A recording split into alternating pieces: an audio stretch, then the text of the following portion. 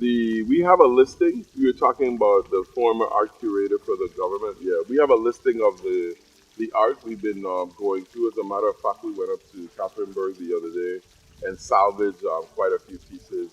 Some of the furniture and rugs and stuff that I'm using in the apartment that I have now, while that is being repaired. So we're still going through it. We don't have an art curator assigned. I would love to have that stuff kind of turned over to DPNR. They do a much better job of an account. But for the major artifacts, we have identified them and secured them.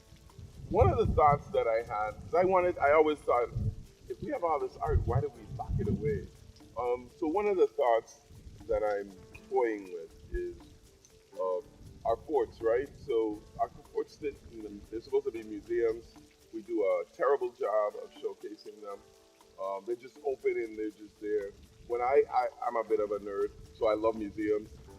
I love to see the history come to life. It's no longer just interesting just to have things on a wall, but they have to be showcased in a way that makes it come alive and it's interesting, whether that's a company with voice, video, or whatever. So my idea is to concession out the Fort Christian, send out an RFP asking for people who have ideas about how we can run that as a museum and how we can have a visitor center and some kind of eatery or whatever you want to do there. But then we'll be able to look at it, different proposals and concession to somebody who is well left by. Because it really is a shame if it's a government holiday, it's closed. We have three cruise ships in town, nobody can get into the port.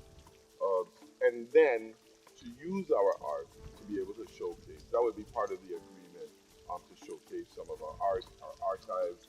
I'm really working hard to get people out of the library, the Turnbull Library. We've been working with the PPNR commissioner to figure out how to fast track.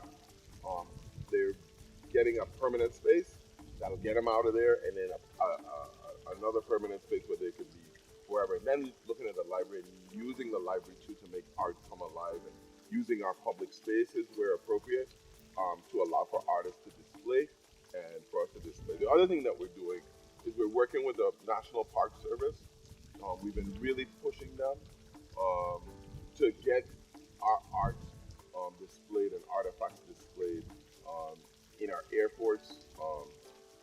And to get our young people connected to it so they understand and are proud of it. Uh, the Salt River complex, they're going to rebuild that. We're talking about with them now about how do we get the ball court because there's an ancient ball court there in the Salt River that's older than the fact that Columbus landed there, and getting that alive. And then they have a lot of stuff there. There's stuff in Denmark that we want to bring back, and really like I was really inspired by the African American Museum in DC. But as inspired as I was, we're missing. I mean, we from the slave trade coming to America, we're included. But then America has a whole long history between then and 1917 that we're not quite mixed up in. So it would be great to see our history come alive here in the Virgin Islands that really tells that story. Um, because I'm sure there are a lot of young people here that still believe that Abraham Lincoln signed the proclamation to free slaves in the Virgin Islands. To free slaves in America, that's not our story. We have a more vibrant story to tell. So, yeah, you got me all excited with the art thing, but I'm really inspired by Kurt Marsh's interview with Hillary at the Clinton Global Initiative and what he said about art and being able to have spaces for art. So it's something that's stuck in my head. The parks too. I'm so grateful for Veterans Park down at the end of the bottom of the hill. We did a good job for Veterans Day. We try to keep it at that premium level. I mean, you can see over here in Post Office Square, we painted. We got the square painted as well too. I really am a proud Virgin Islander, and I think we should be displaying what we have. Government House, that's another huge project for me. I live in the one in St. Croix. Um, I'm on them every day about keeping it looking pristine. I think when people walk through the doors, they should be wow and be proud to know that Virgin Islanders, even here in the First Lady's Garden, we try to bring it back. So those are things that are very important to me because it talks about who we are in how we look at ourselves. So.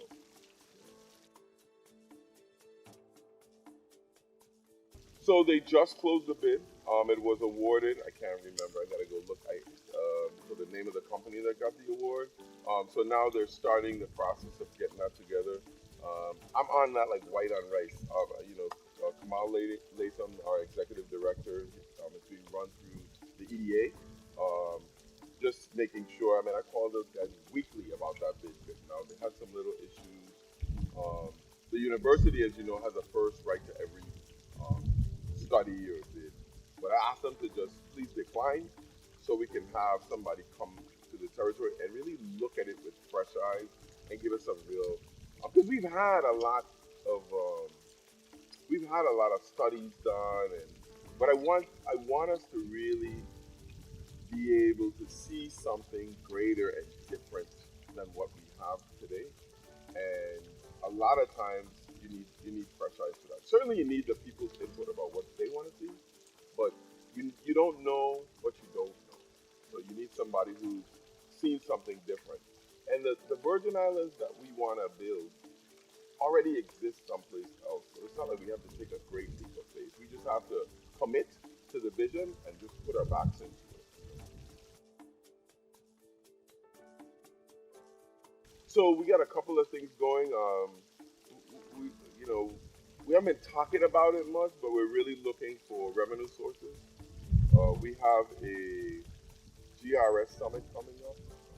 They're supposed to present us some ideas on some things that we pushed out to them, including the proposal that we came up with during the election, the three-tier plan.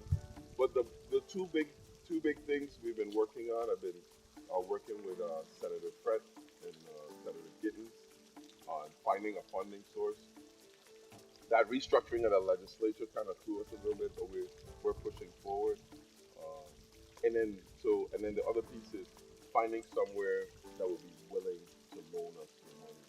Um, and if we could get those two things done, that's half, 90% of the problem.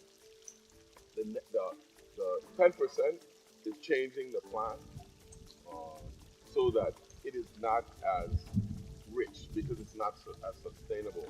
I made a kind of commitment to securing the people who have already retired, and the people who are working and getting ready to retire have to take a more of a hit.